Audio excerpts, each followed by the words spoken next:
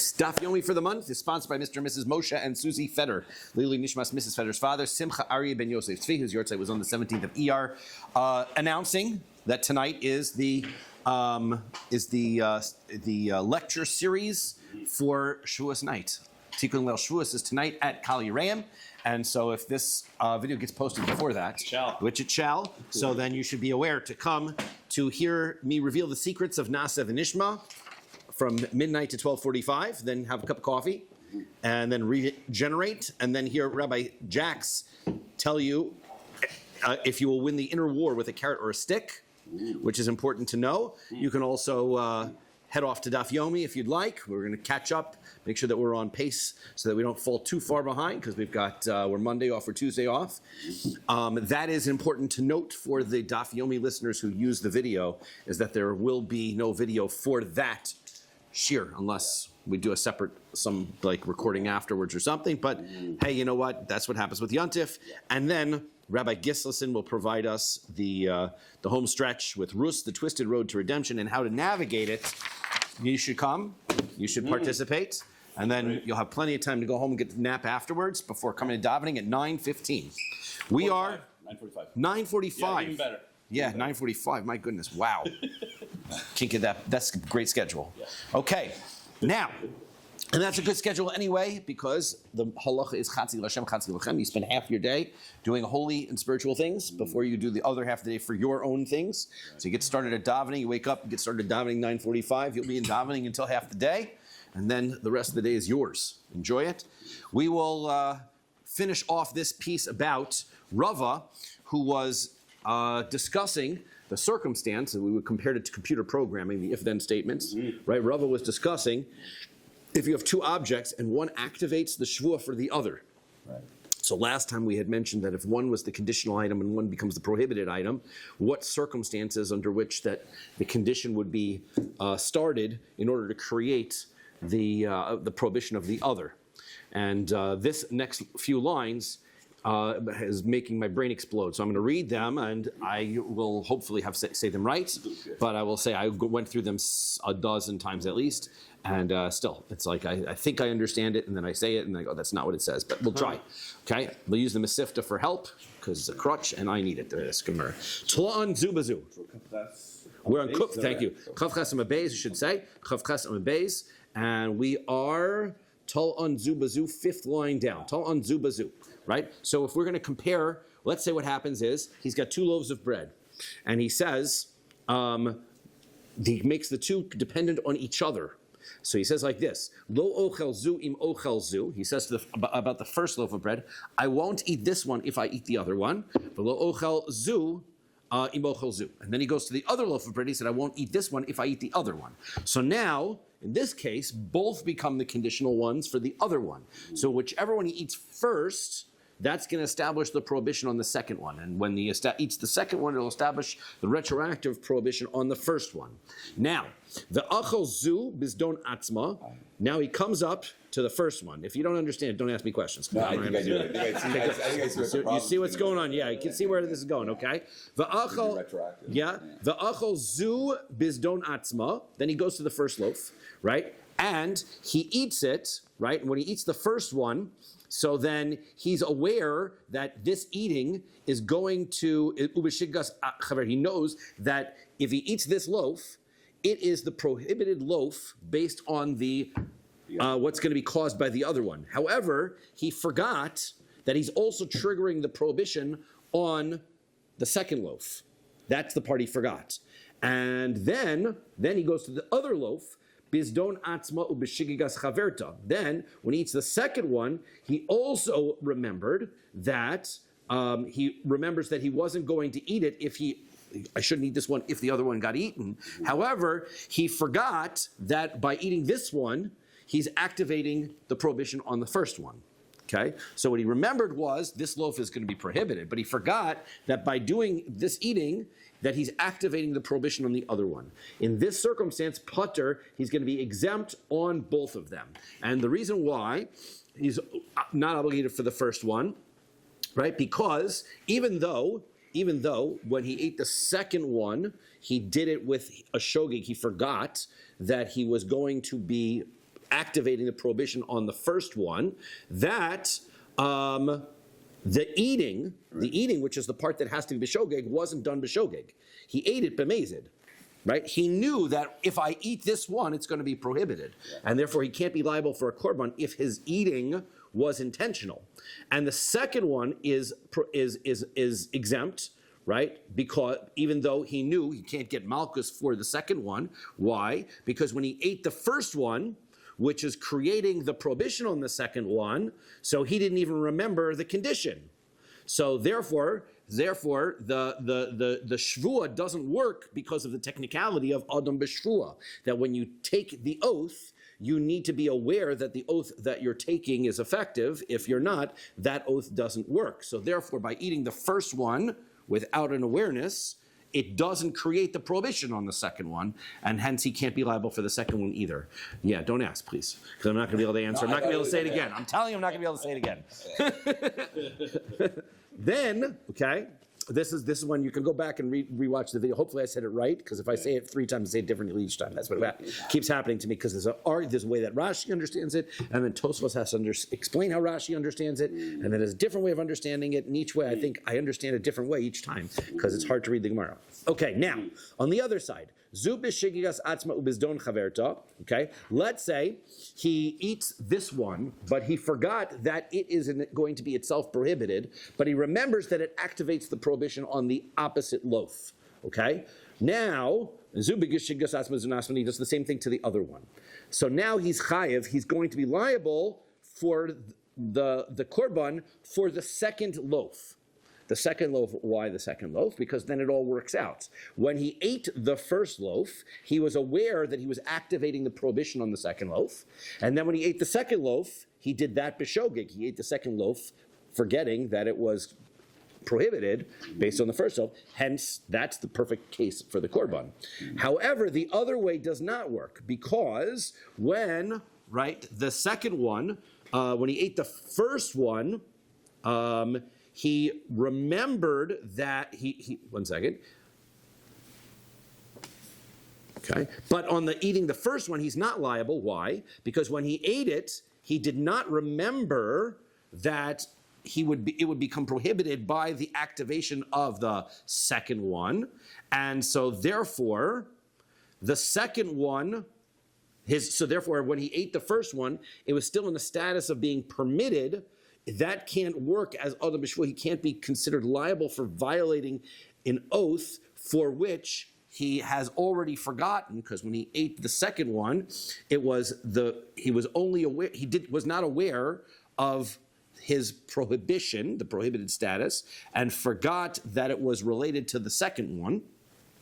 And so when he eats the second one, it doesn't create the prohibition backwards onto the first one also. It doesn't retroactively. Correct.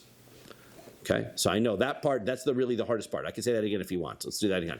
I'll read it inside. He says, on achila sharishona ino chayv, you're not, this is what the Mesivta says, eating the first one, you're not liable. Why? Kevan shebeshas achilasa, because when you ate the first one, lo zachar, you did not remember, she'im yochal es hashniya, that if you would eat the second one, yisbar l'mafreya, that it would then become clear retroactively, shebachilas rishona avar al shevuos, that he's now violating his prohibition. Umishum kach, therefore, ein achila zu, this eating is not bechal ha'adam b'shvuah, is not considered to be a act of eating to violate the oath, v'lo nesra af li'achar achilas hatanai, and is not prohibited, even though he then activates the prohibition through the eating of the second loaf. Cannot work retroactively. At the moment he ate it, it wasn't prohibited. Because you forgot. That's what because that's what it sounds like, yes. Because he forgot about its prohibited status in relation to the other Shavua. But why isn't that chayv achatos? Or not, yeah. Malchus and things, why wouldn't he be chayv achat? Well, you can't be chayv the korban because you need adam b'shvua, and that one, I suppose, you need in order, you can't be backwards, is what it seems to be saying. Oh, okay. I know, me too. And then there's a question on Tosfos who seems to say that under certain circumstances it would work retroactively and not others. But I'm going to suggest that we take that, we move on, because the rest of the Gemara moves nice and smoothly. It's a lot more clear. The rest of the Gemara is much smoother, right? That's correct. So if you want to go through this, you want to spend a day on it, by all means. I tried. spent a couple of, really an hour yesterday reading through the art school, reading through this one, and it still spins my head. I cannot. Yeah, look up, watch somebody else's shiur. Absolutely, if you can, I encourage it. Okay, so now. I did watch a couple of the shiurim also. Still didn't understand it. I don't know what this is. Then I got a brain block on this one, but I do think it's very difficult to understand. Okay, now shtein b'shogeg. Now, if he eats both of them and they're b'shogeg, so then they're pater, right? Then it's going to be exempt because he's not in violation. If he eats them both b'shogeg, then the shvuah never activates, right? You need an activation of the shvuah. Shtein b'mezid. So if he does both of them on purpose, ashniya mechayev. Then the second loaf is going to be liable. Why? He's liable for the lashes, right? Because he's activated when he ate the first one, and then he eats the second one on purpose. He's liable. But arishona, but to go retroactively, so now that's subject to our old plukta, our old argument between Rabbi Yochanan and Reish Lakish. To Rabbi Yochanan and Reish Lakish, as we said, that in Rabbi Yochanan and Reish Lakish, it all depends on how are you supposed to warn the person for the Aveira. Because when he eats the first loaf, which is the transgression, now that he's eaten the second one retroactively, right. How did he get warned? So according to the opinion who says that you can do a delayed warning, so then fine, I could do a delayed warning. I could just tell you, if you end up eating the second loaf, this is going to be prohibited. That's a valid warning. Then you can get malchus. But according to Reish Lakish, who says that's not a warning. You have to be able to say what you're doing right now is going to make you an avera immediately. Then there's no way to warn him on this. So therefore, you could not get malchus. Okay. Af anan amar Rav Mari. Rav Mari says af anan nami tanina. There's also a support for this idea that Rava talks about, and it comes from the Mishnah. We can read the parentheses, even though the parentheses are taken out simply because that this is a introduction in the Mishnah in Nidarim, but it isn't necessarily important to the Gemara that we're talking about here. So we'll just read it because it's nice for the introduction. Arba Nidarim hitiru chachamim. There are 4 types of Nidarim that are not valid. The chachamim say they're not valid. The oath disappears as soon as you say it.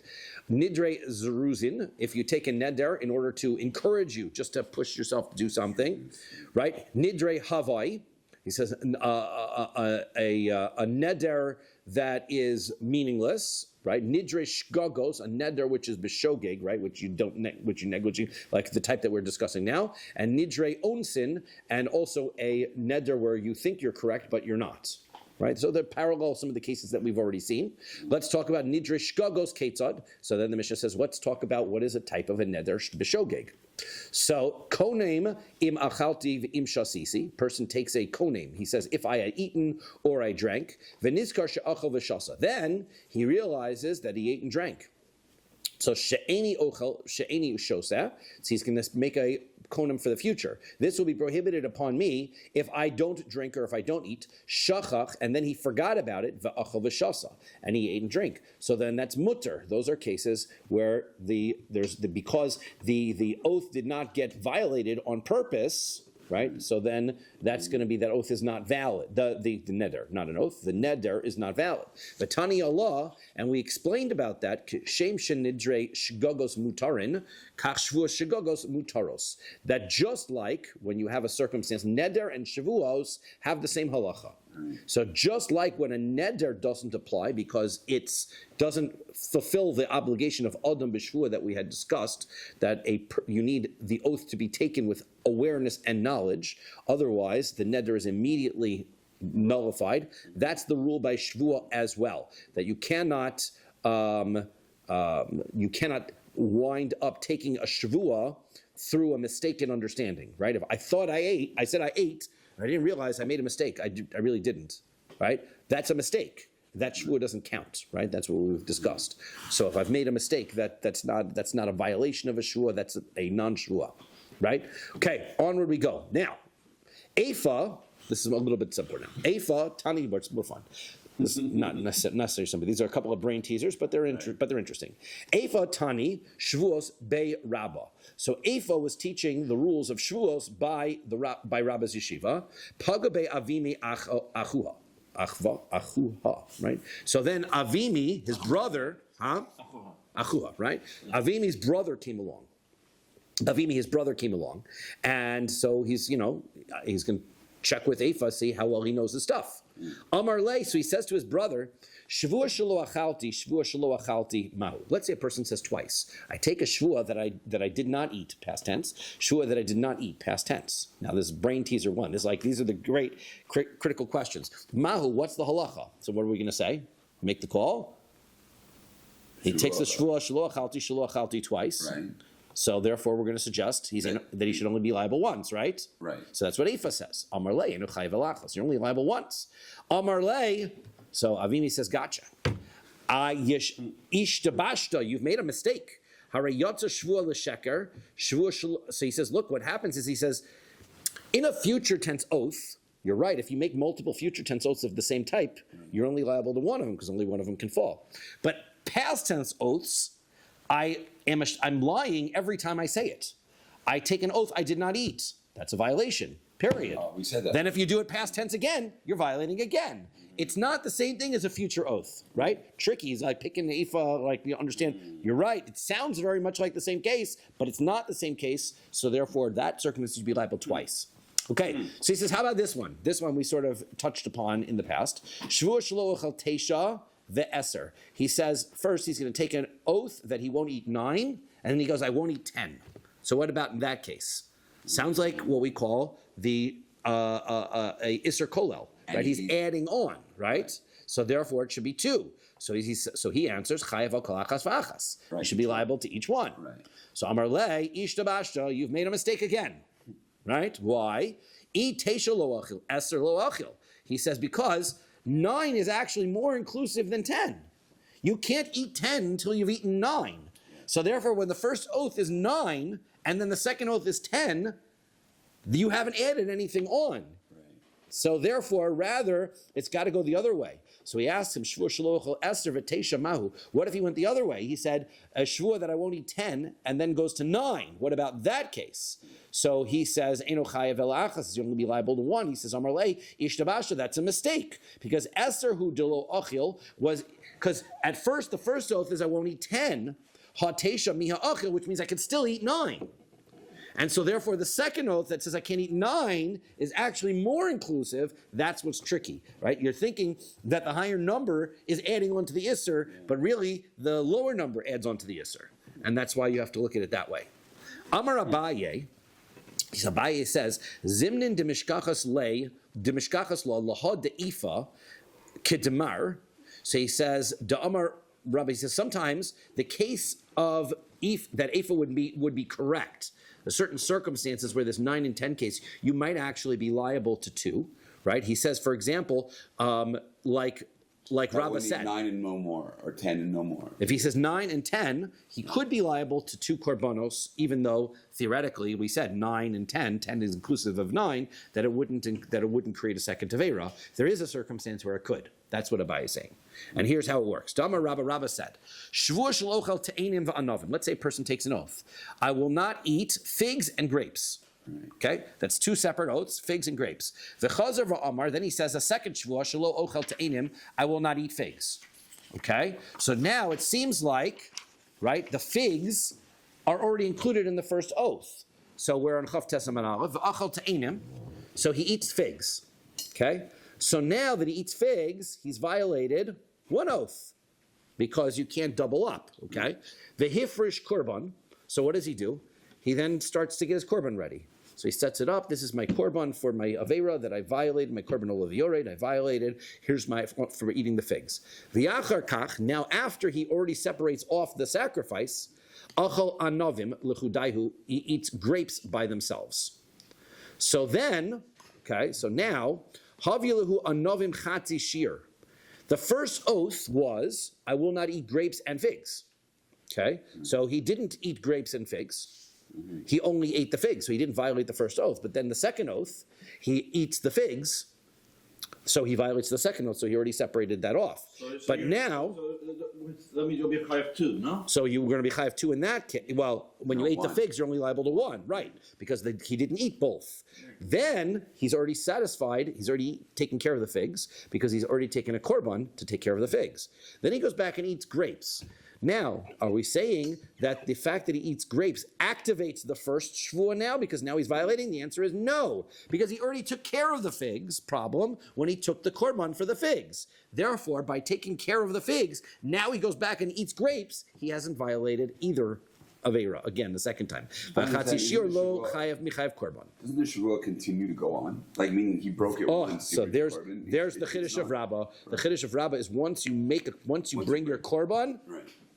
that's taken care of already. You're done. So since the figs, now, if the figs, there was no korban, so then you're right, and he's waiting until he eats his grapes, then he's violated, right? This circumstance, though, since there was already a korban he could bring on the figs, once he satisfied the figs problem, it's as though he never ate the figs. And therefore, when he goes back and eats the grapes, he hasn't violated. Hachanami, so here too, so now going into the case that we had of Eifa, with the 9 and 10. Kegon de Amar Shvuah Shelo Ochel Eser, v'chazer Amar Shvuah Shelo Ochel Teisha. Now the case was, he said he wouldn't eat 10, and then he goes back and he's going to eat 9. Now, this is where Eifa made the mistake, because Eifa said you're only liable to 1, because it sounded like you're not adding anything new, to which his brother said to him, no, it's adding on, because you're now reducing the amount to only 9. You're a chai of 2 if you eat 10. Okay? That's what his brother said. Now, he says, I'll show you how you can only be liable to 1. Here's what he does. The achal teisha, he ate 9. That's a violation of the second oath.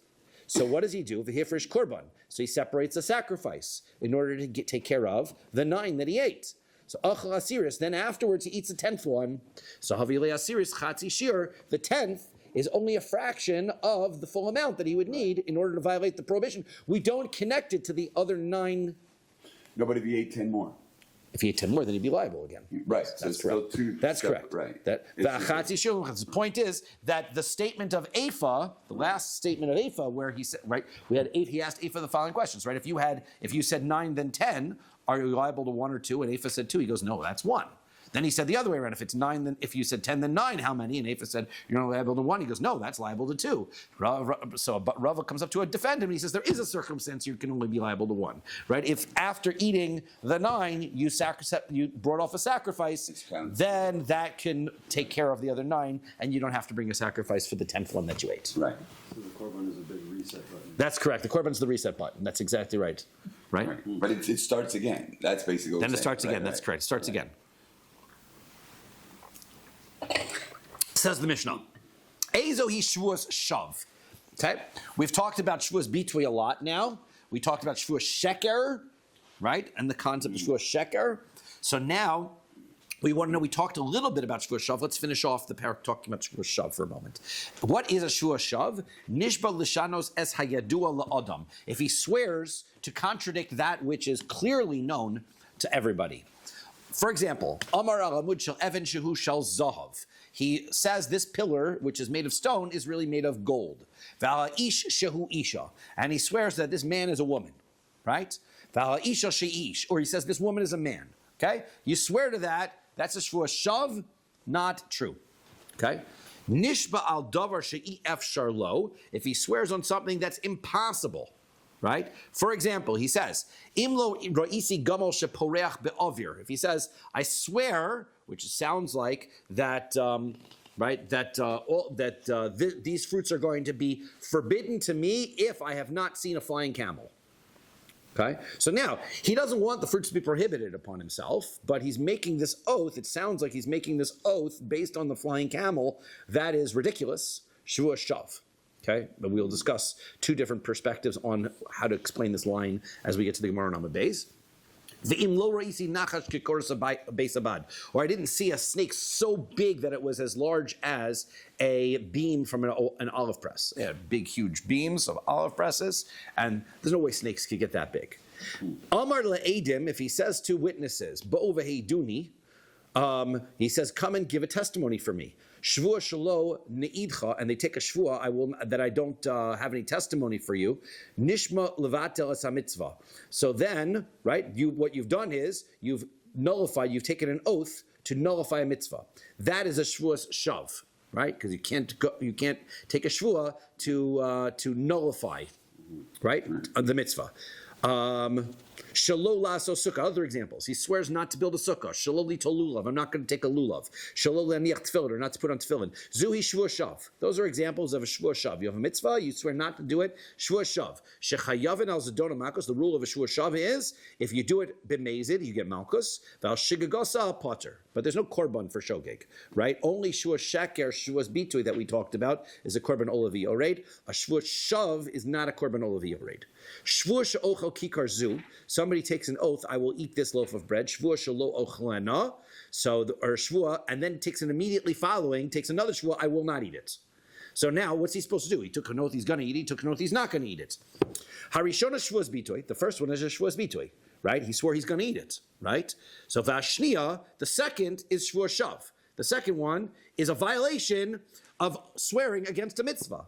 Because he has a mitzvah to eat it now because he took an oath. So when he swears he won't eat it, he immediately violates the prohibition of a shvuah shav. And he still has to eat it. Therefore, achla, if he eats it, of our shvuah shav. If he eats it, then he's only in violation of a shvuah shav. Because he said, I won't eat it, that's the shvuah shav. So then he's in violation. Lo achla, if he doesn't eat it, of our shvuas bitui, then he's going to be in violation of his shvuas bitui, where he said he's going to eat it. Okay? So let's do the Gemara. Amar Ula. Ula said this statement when you swear that if something is made out of stone and it's really made out of gold, that has to be Vehu shenikar legimel b'nei adam. 3 people have to know about it. Meaning, if it's really painted amazing and people really think it is gold, or if there's something that people don't know about, so then that's not considered shvuah shav. It's a shvuah shav. By definition, shvuah shav is you need to have 3 people be able to know the truth. They have to be able to take a look at it. Nishba al davar she'i afshar lo. Let's talk about this impossible stuff. Im lo reisi gamal porech ba'avir. His oath was, if I didn't see a camel fly. So shvuah shira'isi lo kamar. He didn't make an oath. He says, I saw a camel fly, right? So what does that mean? My im lo ra'isi. What's wrong with making the statement, I didn't see a camel fly, when he didn't? So what's the problem with that? So Abaye Amar. So Abaye explains it as Tani Shavua. You read it like this: Shavua Shira'isi. You have to change it and say, no, he's saying, I did see a camel. He's swearing he did see it. Okay, that would be a problem. That's a shvuah shav. Rava Amar, no, he says leave it as it is. But what he says is, Be'omer Ya'asru kol perisha ba'olam alai, prohibit all the fruits in the world upon me. Im lo ra'isi gamal porech ba'avir, if I did not see it. Which means that he's really swearing that he did see it, right? He's saying, everything's going to become usher to me if I didn't see it, right? That's basically saying he did see it. That's the way you have to read it. So Amrali Ravina Ravashi, Ravina says to Ravashi, well, what's wrong with him saying he saw a camel fly? Because Vidilma, Hai Gavra, Tzipura Rabba Chazi, maybe this guy saw this huge bird, right? The Asik Le Shma Gamo, so he named it a camel bird. Because it was huge. It was big like a camel. He saw this huge bird, and he said, look, that's the camel flying in the sky. But he didn't mean a camel literally. So what's wrong? Why is that a shav? When he's taking an oath, he's just saying what he's thinking. And what he's thinking is not wrong. How could you call it a shvuah shav if maybe we're correct? So v'chi basar pu me'azlinon. Maybe the answer is you don't go by what's in somebody's head. You go by what he said. He said a camel's flying. Even if he was thinking a big bird, he said camel. V'lo azlinon basar date. You don't go after what the person's thinking. V'hatanya, we learned in a brisa. Kishemash bianoso. When you take an oath, swear a witness in court. Right? You got this witness in court, and you want to swear that what his testimony, you want to make him swear that he paid something back, he didn't pay, right? In the circumstance, for example, where there was one witness. When you say you're making a camel fly, wouldn't that be making fun of a shvuah? That's why we call it a shvuah shav. That's right. That's why we call it a shvuah shav. So now, guy's in court, and he's swearing that he paid, right, or didn't pay, and he's got one witness against him, so now he has to take an oath. Okay? When we make him take an oath, we make the following language. Omrim lo, we say to him, Havi yodeya, you should know, shalo al dadcha anu mashbi'inoscha. We're not making you swear based on what you're thinking. Al dasenu, it's what we're thinking, right? So don't think you're going to get away with it thinking some kind of explanation in your head. For example, that you said, I paid back what I owed, $100, and to him, a piece of wood is $1. Right? So he's got this idea. I gave him $100, right? And he goes, and here's the $100, right? The little pieces of wood. That doesn't work. You can't, what's in your head doesn't matter. It's what we have in mind that matters. We do have the case though where somebody has in their mind, I'm not going to have wheat bread. And they said. Yes. But that's towards them. That's towards them. Well, no, that we said, though, that what he says can't contradict, right? That we did say that he could prohibit it upon himself. That's why, and that's why we're suggesting, maybe that's why we're saying that a person could change in his mind what he's saying, and so therefore that's why when we come to court, we make an introduction. Even because why? Because if you did think something different than what you're saying on, I said $100. So I paid him $100. It was Canadian dollars, not American dollars. So I'm Yotze, right? I did it, and I swore correctly. I didn't lie. I swore, right?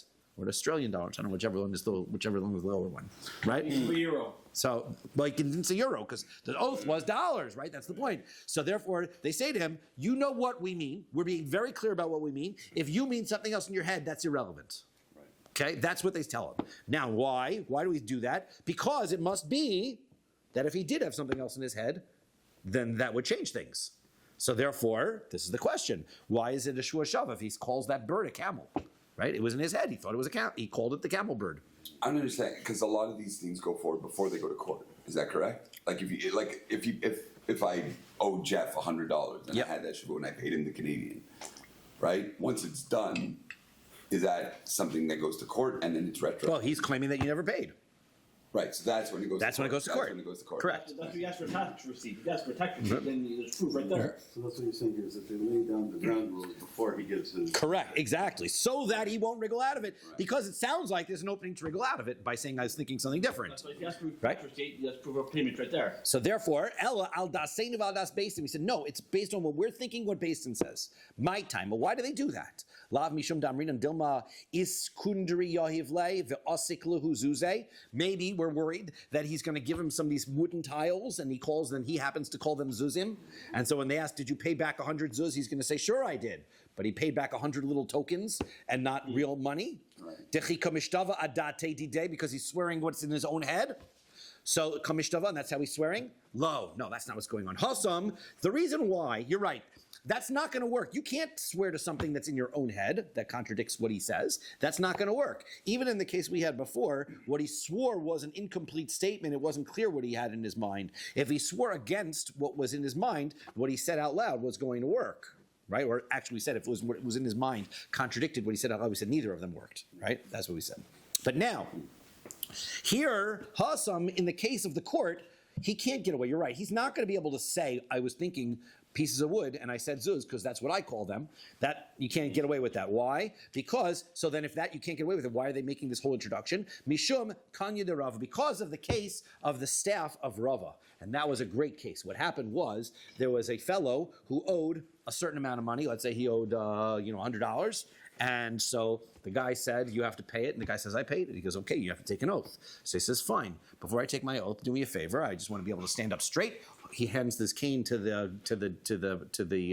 lender, and he says, just hold my cane for a second so I can stand up nice and straight. And they say to him, take an oath that you have given him the money. He says, I swear on the Sefer Torah I gave him the money. The guy who was the lender was so upset that this guy just lied. He took his cane and he smashed it and broke it. Inside the cane was $100.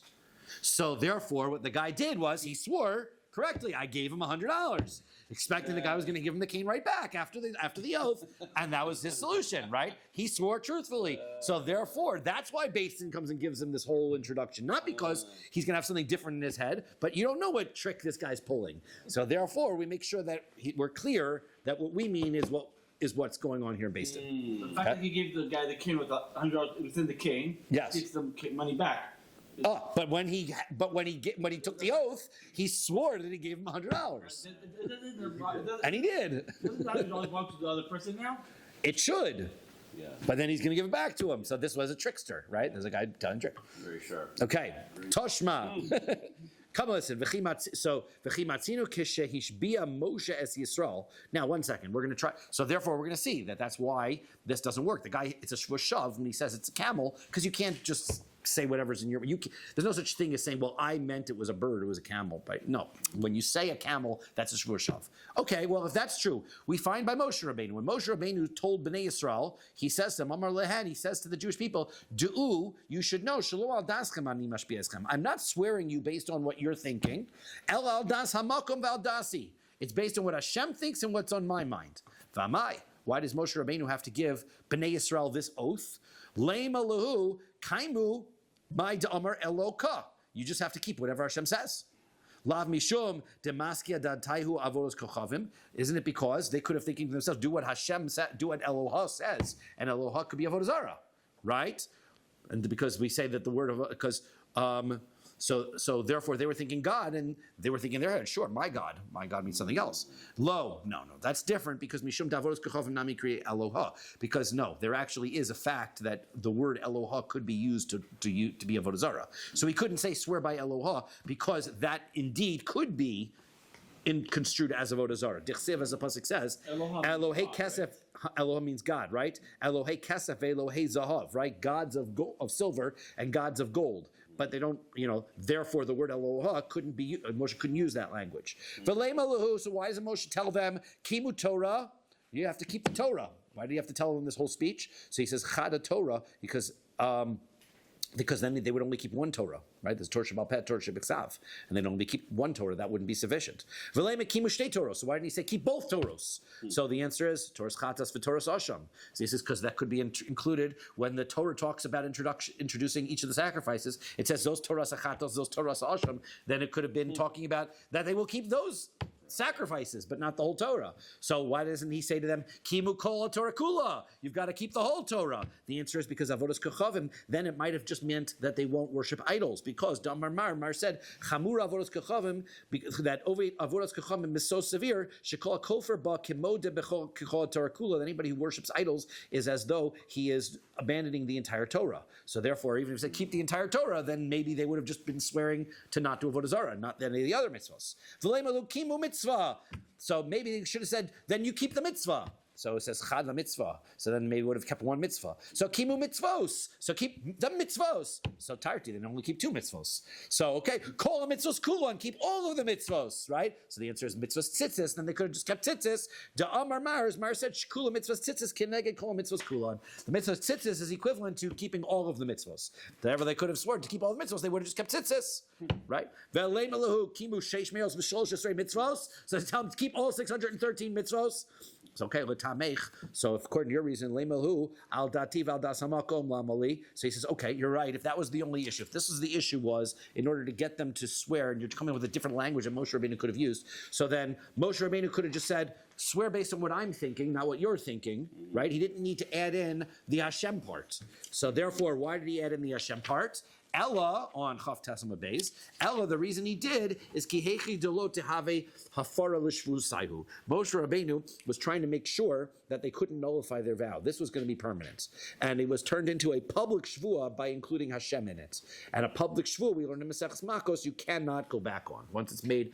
Al das Arabim, you can't nullify that. So therefore, this was going to be a permanent shvuah. So Moshe Rabbeinu set it up that way. That's why. So therefore, there's no proof from this that Moshe Rabbeinu used this language that he was trying to make sure that they didn't have a way to weasel out of it. It was just simply because Moshe Rabbeinu wanted to make this a permanent shvuah.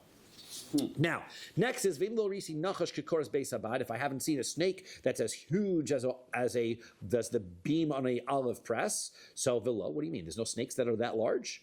Vahahu dahava b'shanei shibur malka. There was once a snake that was during the years of shibur malka hava chad deachsik tleisar arvosa tivna. The only way that they got rid of it, they couldn't do such a huge snake. It was swallowing people. What they did was they got some animal. I'm trying to figure out which way they went with it. I think that they took some animals and they stuffed it. They stuffed the animals. They did some taxidermy with straw and they put some coals inside the straw so that when the snake swallowed the animal, the coals caught fire and burned up the animal inside the snake after he ate it, and it would kill the snake.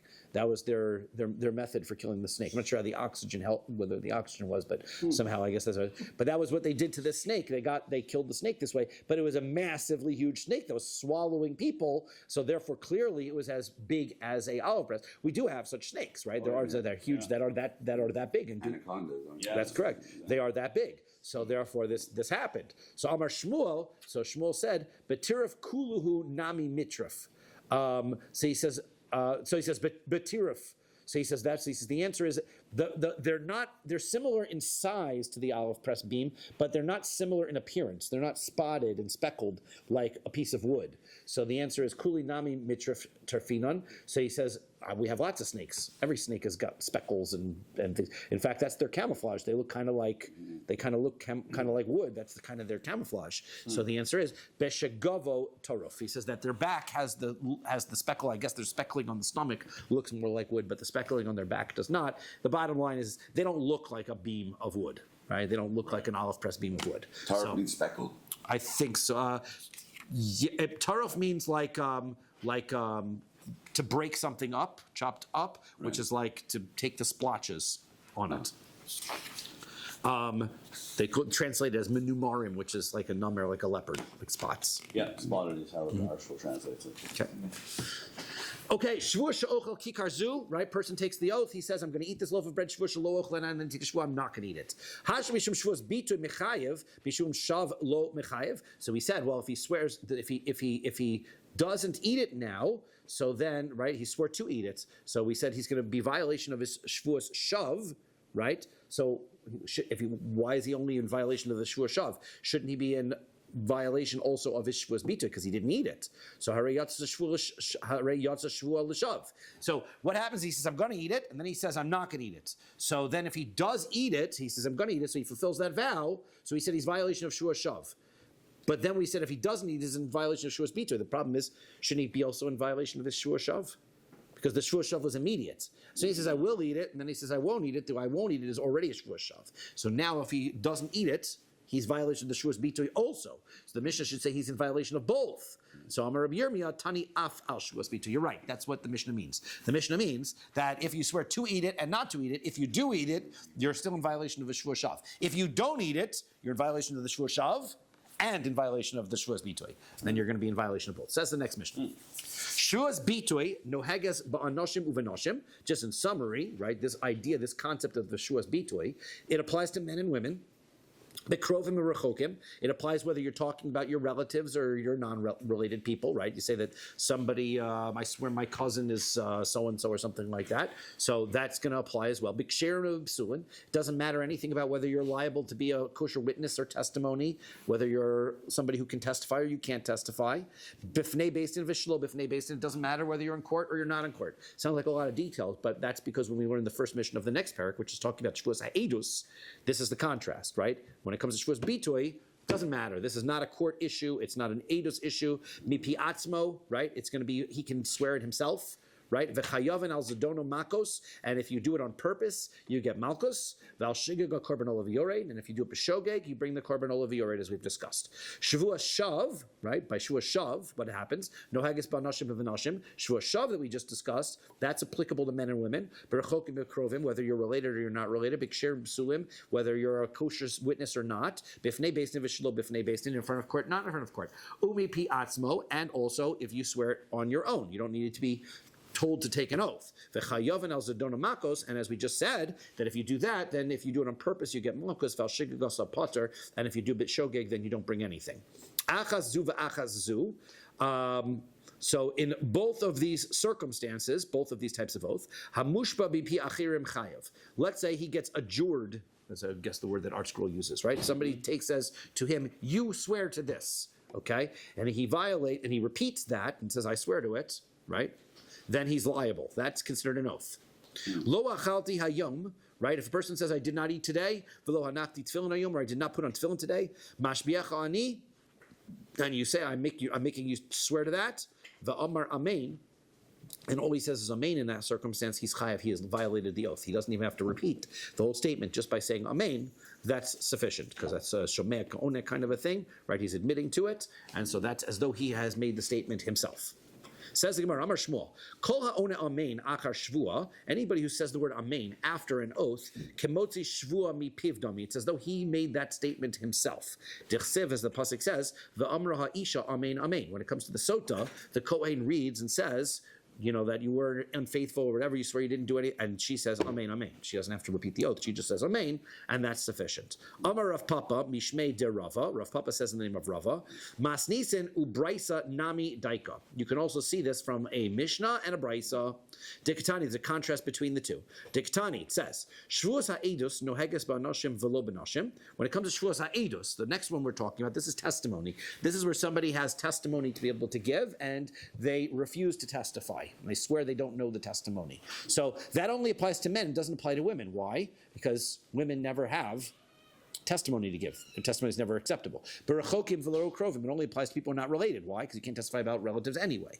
Beksherim v'lo b'psulin, it only applies to people who are kosher witnesses, not non-kosher witnesses. Ve'ena noheges ele be'ru'uyan laha'id, right? Only applies to those people who are appropriate to give testimony, like, for example, not a king, which we've discussed those kinds of circumstances before. That wouldn't apply. Ubifnei beistin, ve'shelo bifnei beistin, but it applies both in court and out of court. Mipi atzmo, it also applies whether he makes the statement himself, umipi achirim, and also if others say the statement. So, einan chayavim ad sheyichapru bahen bebeistin. You're not liable to them until you deny it, until you make this denial in Beistin. Divrei Rabbi Meir, that's what Rabbi Meir says. V'tanya, and then we learned a Braisa on that, but Braisa, Shevuos ha'edus, how does Shevuos ha'edus work? Ketzad, amar le'edim, you say to witnesses, bo ve'iduni, right? Come and give testimony. Shvuah she'ein anu yodin lecha edus, and they take an oath. We don't know any testimony. O she'amru ein anu yodin lecha edus. They say we don't know testimony to you. Mashbia ani alechem. I'm making you take an oath. The amru amen, and they say amen. So bein bifnei beistin, bein shlo bifnei beistin. Doesn't matter if you're in court or not. Bein mipi atzmo, bein mipi acherim. Doesn't matter whether he just volunteers it or whether they say, do you not know testimony? We make you swear. Kevan shekafru bahem. Once they deny it, chayavim. Now they're liable. Divrei Rabbi Meir. That's what Rabbi Meir says. So kashan hadade. So now we've got a contradiction because the Mishnah and the Braisa, right? The Mishnah, Rabbi Meir says that if somebody makes somebody else take a oath, they're not liable until the Beis Din takes them to court and makes them swear to it. But in the Braisa, it says, one second. Right, you have to deny it in Beis Din. But the Braisa says, even not in front of Beis Din, if the person denies it, you'd be liable. So which is it, right? Do you have to be, in order, if you swear it yourself, you're liable. But if somebody says, I'm making you take the oath, right? And you take that oath, so do you have to be in Beis Din to be liable or not? So there's a contradiction. So we see clearly from here, had ana amen, had lo ana amen. It depends if you said amen or not. If you say amen, it's as though you said it yourself, in which case you become liable even outside of Beis Din because you said amen. If you didn't say amen, you just simply repeated what you're saying to me, I swear what you're saying, right? So then that doesn't take effect according to Rabbi Meir because it's outside of Beis Din. Amen has more power than a regular oath where you agree to what the other person said. Interesting. That's what it's very interesting, right? So Shema Mina. So that's what's clear. That's the power of Amen. Amar Ravina. Ravina says Mishmei de Rava. Masnisin dahacha nami daika. You can also see if you read our Mishnah that we just read here that it says that also. Right? The Katani, it says Shevuos bitui. When it comes to a Shevuos bitui, right? No heges banashim b'vanashim. It applies to men and women. Berachokim b'bekrovim, whether they're related or not. Biksherin ubepsulin, whether they are kosher witnesses or not. Bifnei Beis Din v'shelo bifnei Beis Din, whether they're in court or not in court. Mipi atzmo in, mipi achirim lo, but only if he says it himself, which implies not if others make him say it. V'katani seifa, then the end says, zevazeh, mushta mipi achirim chayiv, that if another person makes you swear it, then you are liable. So which is it? If the other person makes you swear it, are you liable or not? So kashan adadi, that's a contradiction, self-contradiction in the Mishnah. The answer is el lav shmamina, had ana amen, had lo ana amen. The answer is it all depends. Did you say amen or not? Shmuel, my kamashmalan. So if that's the case, if it was written right in our Mishnah, what was Shmuel's point in pointing that out to us? The answer is Dukya demasnisen kamash malan. All he was trying to point out to us was the correct interpretation of that Mishnah, which comes later on based on the other alternative brisa, that it makes a difference whether you said amen or you didn't say amen. Hadran alach shvuah shtayim, hadran ach shvuah shtayim, hadran ach shvuah shtayim.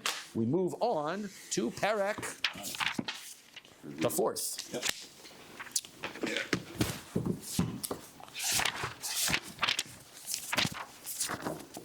This one was more complicated. This one I would slow it down and go over it. That It's- parak, yeah. it's- Shavuos Bitoy, yeah. Yeah. So this one is a little bit simpler.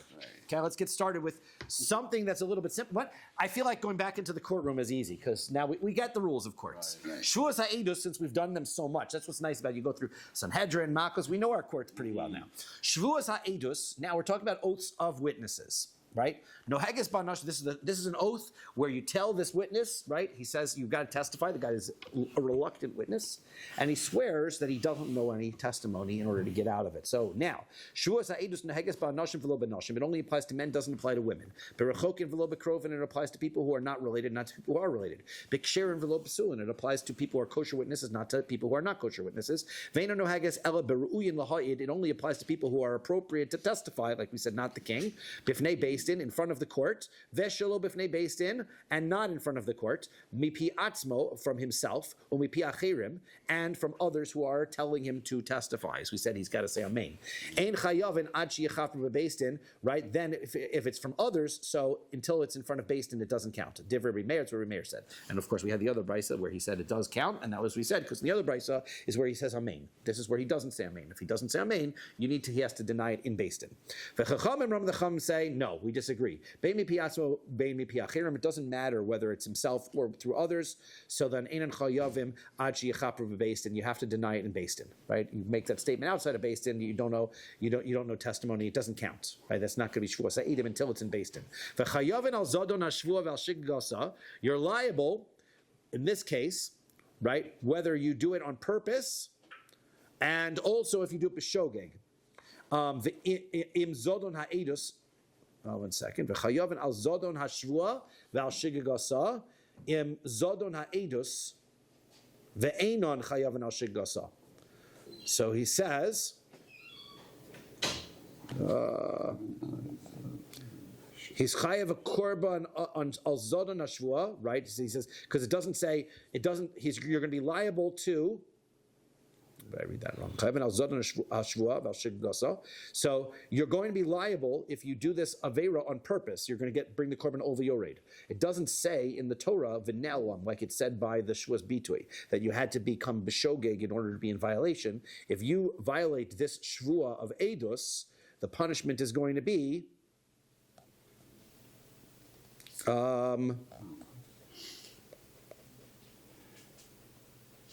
then you're going to be bringing a korban on that, even b'mezid. Al-zadon hashvua, right? If you violated the shvua. How do you bring korban b'mezid? Because the Torah doesn't say that you bring it on a halama when you don't know. The Torah just says that you bring korban ol v'yored when you do this avera. Right? That's the punishment. I'm gonna double check it for tomorrow, make sure that we get it right. We'll see. The Gemara is going to explain all these anyway. For tonight, thank you. In Zadon v'chayavin al Zadon hashvua v'al shigagasa im Zadon ha'edus ve'enon chayavin, but you're not chayav. What Rashi says, shemezidim heim ve'yodim lo edus. Right? They know they're mazid. They know the testimony, but the shogeg on the korban. Right? So that's the case.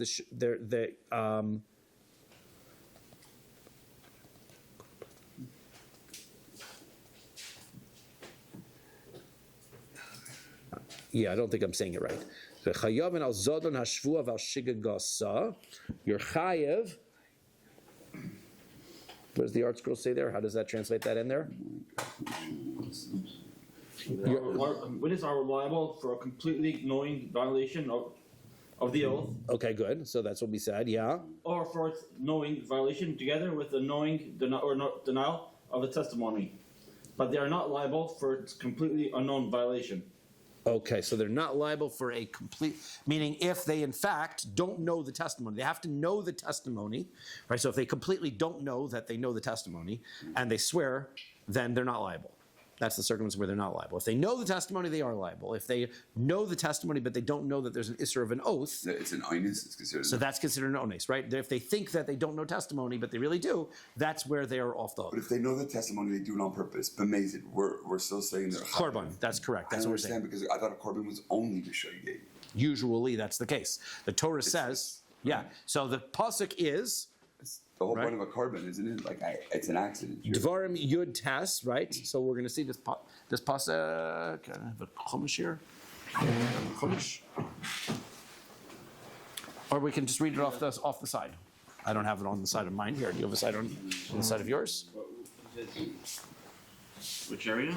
That's right. I need to bring my own word. Here. Kiakum. Nope. He's over here. Pasuk is. V'amdu shnei ha'anashim asher lahem hariv lifnei Hashem. Right. The two people who have the fight will stand before Hashem. Lifnei hakohanim, before the kohanim v'ashoftim. And then it says.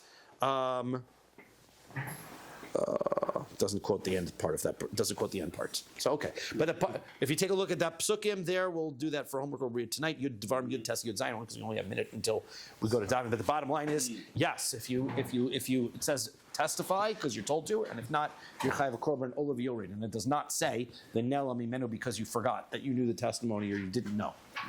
Says the Gemara. Minani Mili, where do I know this idea that two witnesses who don't testify are going to bring this korban? Detana Rabban and Rabbi Zorn. V'amdu shnei anashim. It says, and the two men stand. Now, what's interesting, if you read the pasuk, it says, V'amdu shnei anashim asher lahem ariv. The two men, and then it says, that have the fight between them will stand before the judges. It says, the Gemara says, Be'edim hakasim b'daber. The first part is, V'amdu shnei anashim, the two men who get up, those are the witnesses. So Atta Omer Be'edim, you think it means the witnesses. Oh, Eno Elo Be'balei Dinin. Why doesn't that mean the people who are the litigants? Because the pasuk literally says, "Va'amdu shnei anashim asher lahem ariv." The two men who have the argument get up. That sounds like the litigants. So the answer is Kishi Omer, when the pasuk says asher lahem ariv, the ones who have the argument, hare baladinim. That part of the pasuk is talking about the litigants. So it's actually, you're supposed to read the pasuk with a comma, right? Va'amdu shnei anashim. The two men get up. That's that. Then, asher lahem ariv, then those who have the argument stand before the judges. So therefore, it's two separate groups of people, which is not the way that one would read that pasuk naturally. So, Amar hamani v'amdu shnei anashim be'edim hakasim bedaber. So he says, so therefore, if the pasuk says, right, those who have the fight, that's talking about the people who are the litigants. So then what's the point of the pasuk saying the two men get up? What's the point of the two men getting up? The answer is they must be talking about the witnesses. And if you don't like that answer, right, that you don't like that version of the pasuk, Nemar Khan, it says Shnei, v'Nemar Laholan Shnei. It says over here that there are the two men stand up, and it says by the witnesses that two witnesses come. Ma laholim be'edim, just like the two people who stand by in the other case are witnesses. Avkan be'edim, so too the two men who stand here are also the witnesses. It's like a gzer shava. So therefore we know that it's the two witnesses that are standing up here that are the ones who are going to be in violation, that are going to bring the sacrifice. So now, the question is, Mayim nafshach lomar? Why do I need a second answer? I had a perfectly good answer. The perfectly good answer was that once the Torah told me those people who have the argument get up, why did I have to have the first part of the pasuk? No words are extra. Why does it tell me the two men? The two men is irrelevant. So the answer is, so the answer is because if you read the pasuk, there's no vav to separate it. It should have said the two men stand up and those that have the fight. Right? So then I would have said, Kulei Krob, Balei Dinam Ishtoi. I would have thought that the whole pasuk is talking about the people who have the fight, and the two men get up that have the fight, right? That is a description. The two men, which two men? The ones that have the fight. It's a descriptive phrase. So therefore, Nemar Kan Shnei v'Nemar Lahalan Shnei. Therefore, the answer is no. Don't interpret it that way. Interpret it as Gzer Shava. It says 2 and 2. Malahalan be'edim Avkan be'edim. That it must be that it's talking about 2 and 2 is witness. It's talking about the witnesses. Should we stop here? Yeah, let's stop here. Yeah, sounds good. Beautiful.